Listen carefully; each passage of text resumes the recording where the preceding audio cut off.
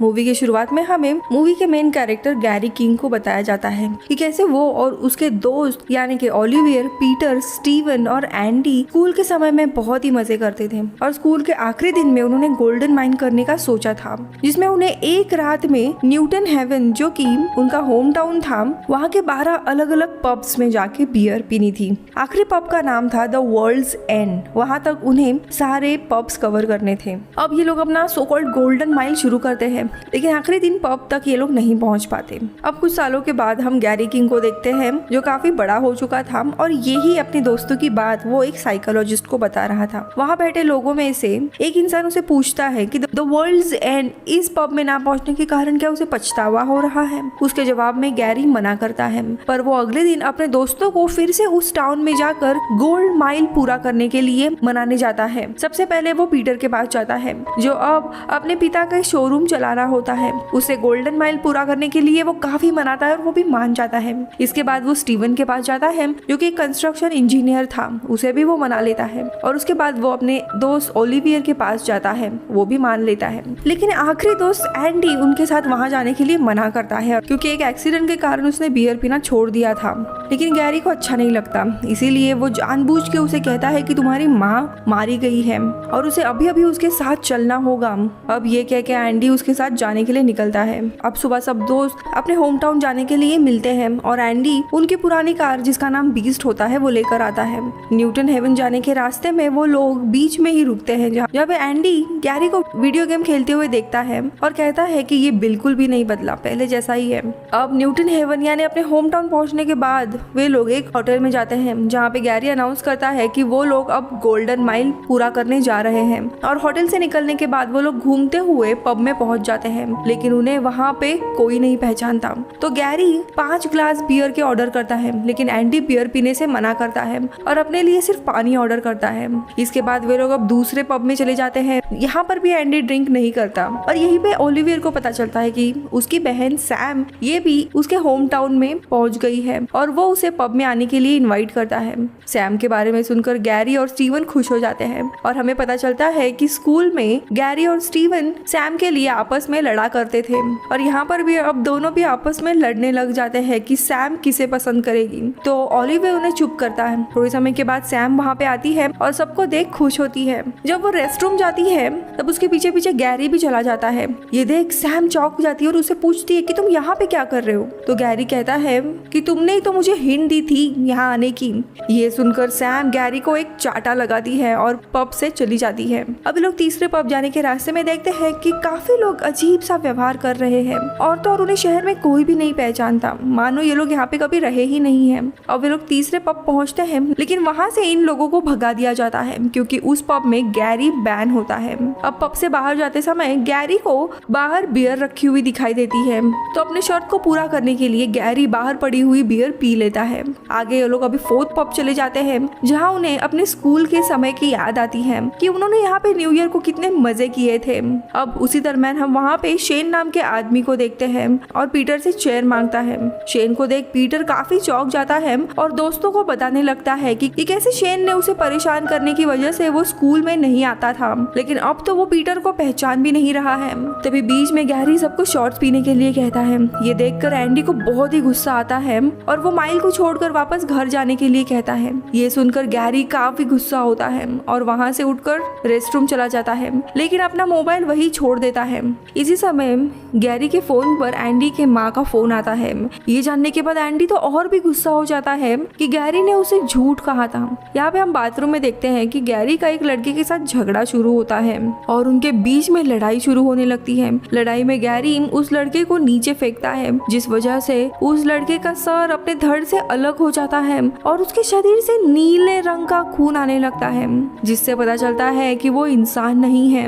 अब यहाँ पे गैरी के दोस्त वॉशरूम में आ जाते हैं और गैरी ने एंडी के माँ के बारे में झूठ कहा था, इस बात पे वो गुस्सा होने लगते हैं। लेकिन तभी वो लड़का जिसका सर अलग हो गया था वो खड़ा हो जाता है, जिसे देख सारे लोग चौंक जाते हैं। तभी वहाँ उस लड़के के बाकी के दोस्त आ जाते हैं और गैरी और उसके दोस्तों पर ये 4 लड़के हमला करने लगते हैं।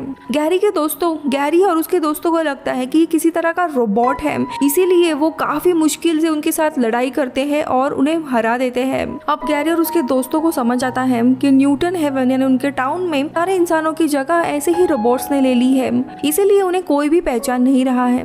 अब वो सब लोग बाथरूम से बाहर आते हैं और उनके बीच में बहुत बहस होती है। स्टीवन कहता है कि हमें जल्द से जल्द यहाँ से निकलना चाहिए, तो वही गैरी कहता है कि हम सब लोग एंडी को छोड़कर ड्रंक हालत में कार से नहीं निकल सकते।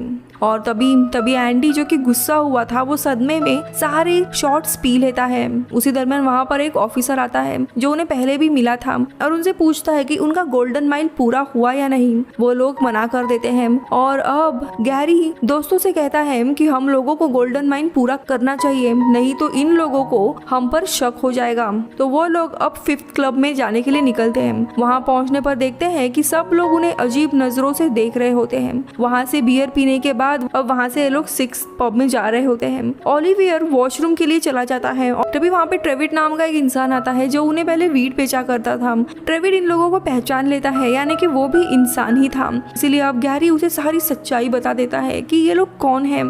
तो ट्रेविड उसे बताता है कि ये कोई रोबोट नहीं है और ना ही गुलाम, ये लोग इंसानों की मदद करने के लिए आए हैं और इंसानों को और भी विकसित करना चाहते हैं। अब ये जानने के बाद ये लोग अगले पब में चले जाते हैं, लेकिन इस पब का ओनर उन्हें पहचान लेता है। उस पर इन लोगों को शक होता है। अब ये लोग इन रोबोट्स को एम्प्टी बुलाने लगते हैं। तभी वहाँ पर सैम आती है और उसी के साथ गैरी जाता है।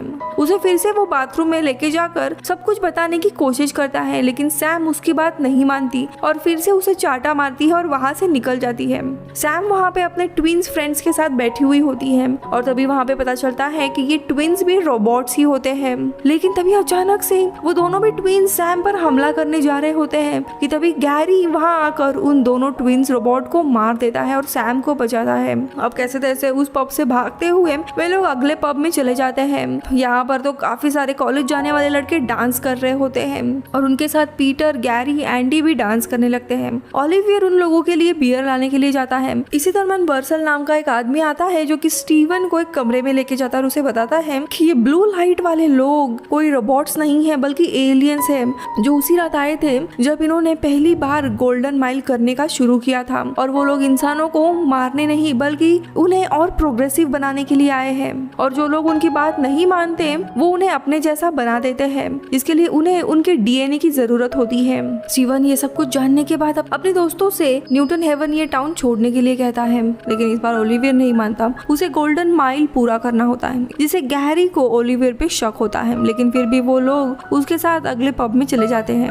वहाँ उन्हें अपने स्कूल के प्रिंसिपल मिलते हैं और वो इन्हें बताते हैं कि एलियंस हमारी मदद करने के लिए आए हुए हैं और हमें उनका साथ देना है। ओलिवियर भी प्रिंसिपल की सारी बातों को मान लेता है, जिस वजह से एंडी को भी ओलिवियर पे शक होने लगता है और गुस्से में वो सीधा उसका सर तोड़ देता है। तब उन्हें वहाँ पे पता चलता है कि वो भी एक एम्प्टी था, यानी कि एलियन। एंडी सारे एम्प्टी पर हमला करने लगता है, जिस वजह से उनके और बाकी एम्प्टीज यानी एलियंस के बीच में लड़ाई शुरू होती है। प्रिंसिपल दोबारा आके उन्हें समझाने की कोशिश करते हैं, लेकिन वो लोग नहीं मानते, जिसकी वजह से सारे एम्प्टी फिर से उन लोगों पर हमला करने लगते हैं। सैम भी इनके साथ ही रहती है, तो गैरी सैम को उनसे बचाकर कार के पास लेके जाता है और इस टाउन से जाने के लिए कहता है। इसके बाद गैरी वापस अपने दोस्तों के पास आता है, जहाँ पे उसे पता चलता है कि एम्प्टीज यानी उन एलियंस पर कोई भी चोट का निशान नहीं होता। अब उनमें से कौन एम्प्टी है या नहीं ये जानने के लिए एंडी और बाकी सब एक दूसरे को अपनी चोट दिखाने लगते हैं, लेकिन गैरी अपने हाथ के चोट का निशान दिखाने से मना करता है